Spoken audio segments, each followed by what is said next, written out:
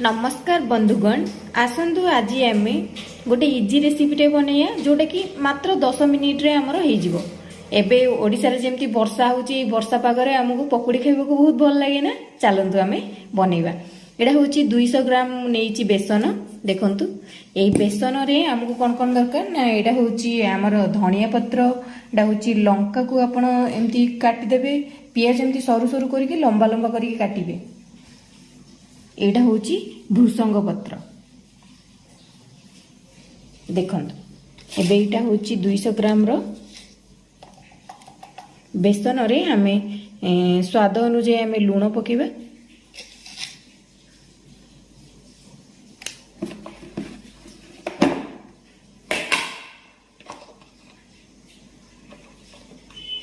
हल्दी पकेबा,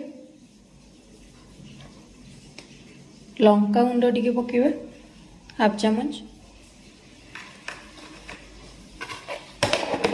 तापर एठी रखिथिबा हमर धनिया पत्र को ऐड कर दबा, लंका को ऐड करिबा, भृषंग पत्र को ऐड करिबा,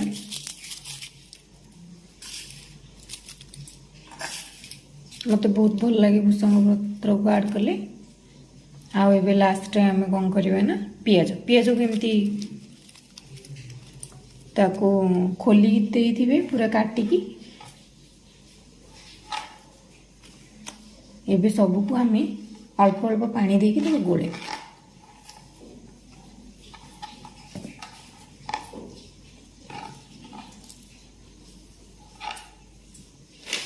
सोडा खाइबा सोडा टिके पकेबे, बहुत कम पकेबे।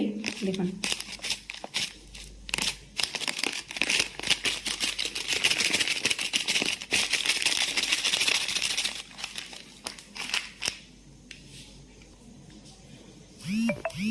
एबे हम एथरे अल्प अल्प पानी ढालिकी ताको गोलेबा। मोटा रखिबे बैटर को, बेसी पतला करिवेनी, छाणी हबनी नले। देखंतु एई भली भाबरे ताको गोलेई दबा। गोलेकी याकू 3 रु 4 मिनिट छाड़ी दबा। टिके फुली गले हम ताको छाड़ीबा। चलंतु ता भितरे हमें गैस रे एक कढ़ई को एमती गरम करिबा। ये गरम हो गलानी। एबे हमें आदरे तेल को दबा।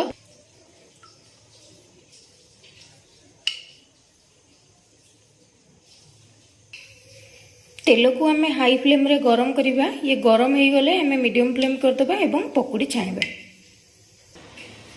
तेल गरम होईची कि नहीं आपण टिके बेसन पकेकी एमती चेक करि परिबे। जदि बेसनटा ऊपर को उठिला आपण जानिबे तेलटा पूरा गरम हो जाईची। तापर हमें छाणीबा। तेल हमर गरम हो सरलानी। एबे हम पकोड़ी छाणीबा। देखो किछि साइज दरकार नहीं, जेमती आपण छाणी परिबे। जेते बे साइज होबो सेते सुंदर लागियो, सेते भल लागियो।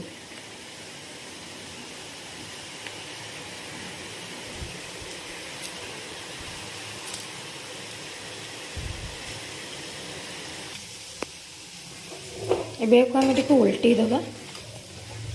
देखो एमती टिके करदेबे ताकू। आमे पकोड़ी संगे लंका मध्य दीटा छाणी दबा। एटा खाइया को बहुत भल लगे पकोड़ी संगे।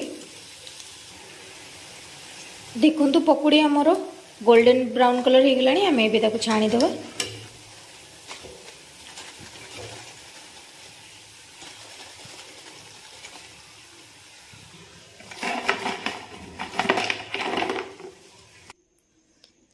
एबे हमर पकोड़ी पूरा पूरी रेडी हो जाइए। देखंतु जेते वर्षा होतबो आपण खाइबे बहुत बढ़िया लागिवो। आउ मो वीडियो आपन को केमती लागुची आपण कमेंट रे जणैबे, शेयर करिवे, आउ लाइक करिवे, मो चैनल को सब्सक्राइब करि देबे। Thank you.